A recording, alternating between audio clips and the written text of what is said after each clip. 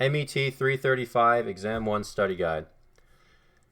As a beginning note, keep in mind that you should be comfortable describing all the equations that we've worked with, and you should be able to describe how the properly calculated using a given equation would change based on changing one of the variables or terms in the equation. You should also look over the homework questions and discussions in class and your notes. You should also look at how equations apply to varying meteorological phenomena. Concepts. An example of where the wind is and is not in geostropic balance. The wind is in geostropic balance when the pressure gradient force is equal to the Coriolis force but in opposite direction. So PGF equals negative CF.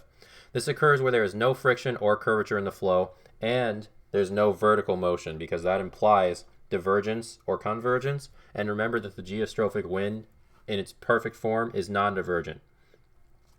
The wind's not in geostrophic balance then when PGF and Coriolis force are not equal and opposite forces. This occurs closer to the ground where friction is involved, or when there's curvature in the flow.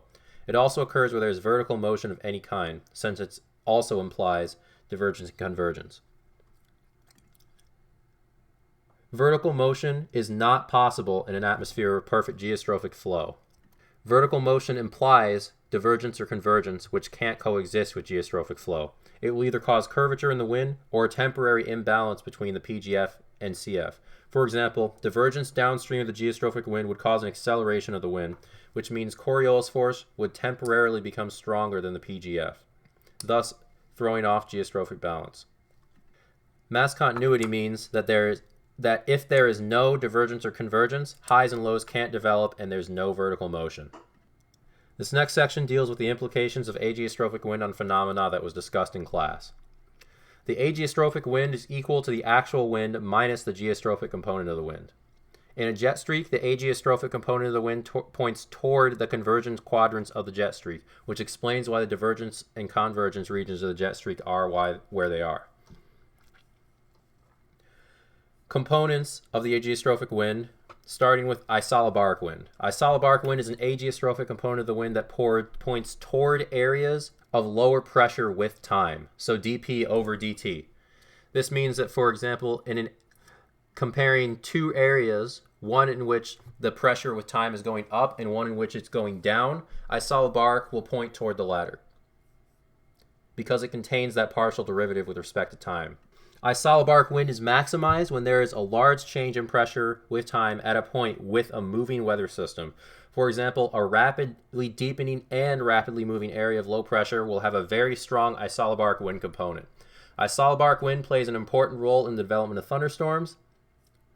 And just know for the isobaric wind how to interpret the isobaric wind equation. Next, we have the inertial advective wind. And the inertial advective wind is related to the advection of geostrophic wind by itself. We can expect it to be non-zero when there is either curvature or a decrease or increase in the magnitude of the geostrophic wind following a partial motion. Examples of this include through troughs and ridges and in jet streaks. For the inertial advective equation, remember from Baxter's class and how we learned that A dot delta B means advection of B by A. Remember how to interpret the expanded equation for isobaric wind. For inertial advective wind. A geostrophic packet of 3 and 4 out of 5 contains this, but just remember to break down the equation into its component parts and go from there. By interpreting this equation for a straight jet streak, we can see why the divergence and convergent quadrants are the way they are. So, inertial advective wind aloft relates to the isobaric wind at the surface in the following way. The inertial advective wind aloft is what's responsible for the divergence and convergence patterns associated with troughs, ridges, and jet streaks. This means that near the surface, isobaric wind will be affected by the changes in surface pressure caused by the divergence and convergence aloft. Because remember, isobaric wind points toward areas where pressure is lowering with time. So the isobaric winds are different from the inertial advective winds because the isobaric wind is directed toward decreases in pressure with time at a point, where the inertial advective wind is related to changes in geostrophic wind following a partial's motion. So, how is the direction that lows propagate related to the thermal wind vector? The thermal wind vector relates to the temperature gradient that causes the jet streak aloft.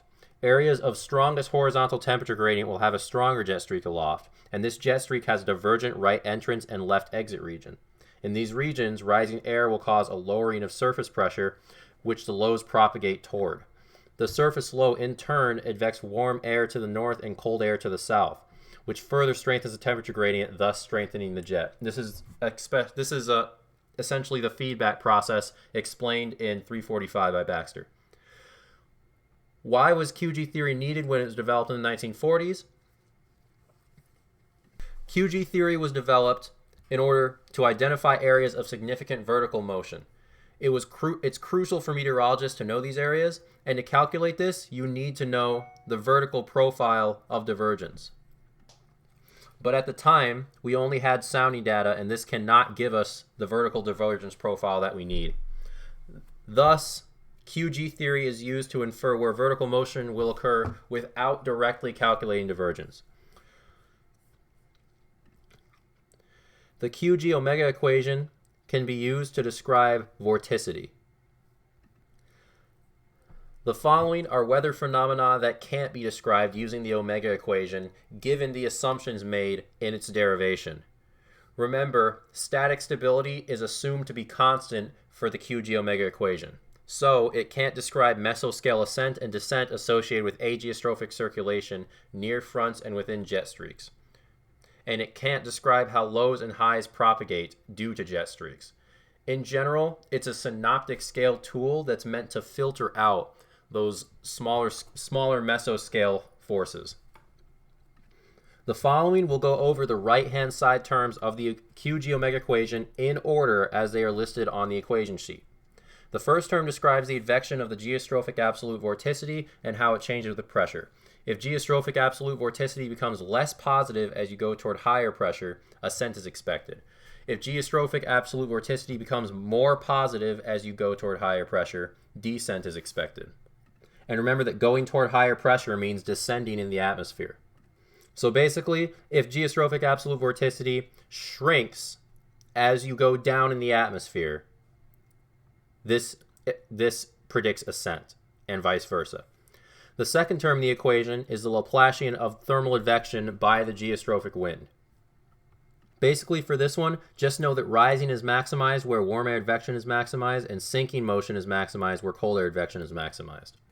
The third term is the rate that friction decreases with height in the presence of cyclonic vorticity in the boundary layer. More rising is expected where there is a decrease in friction with height and there is positive vorticity in that area. The final term is the Laplacian of the diabatic heating/cooling rate. Rising is expected when there is a diabatic heating, and sinking is expected where there's diabatic cooling. Specifically, remember that there is vertical motion when there is heterogeneity or non-uniformity in the diabatic heating/cooling.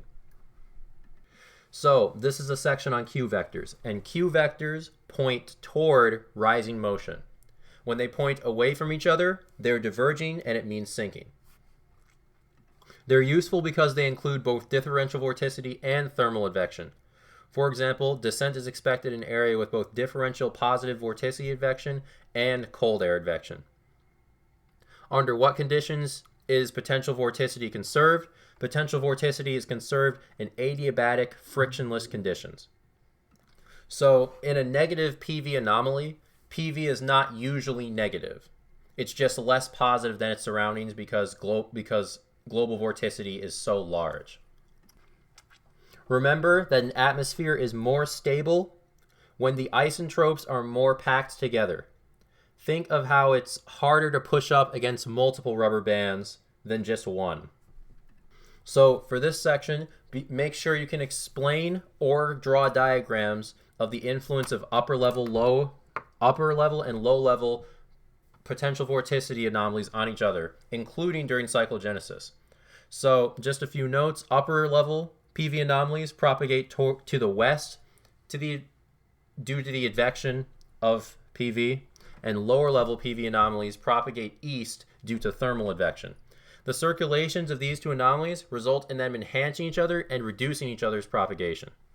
The process of cyclogenesis involves a feedback loop between the upper and low-level PV anomalies.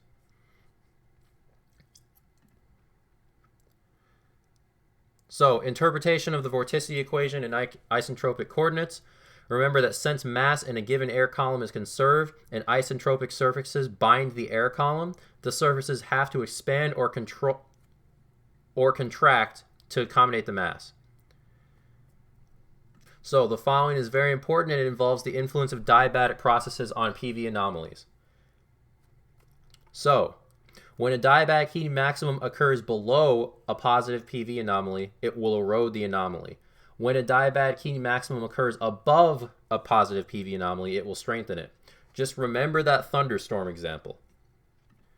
So, propagation of upper or low-level PV anomalies. Upper PV anomalies propagate west due to PV advection, and lower PV anomalies propagate east due to thermal advection.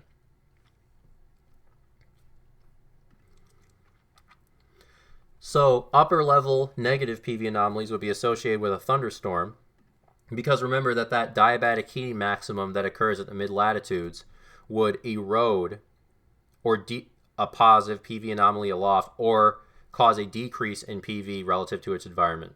And below a thunderstorm, you would expect a positive PV anomaly because of the same reason.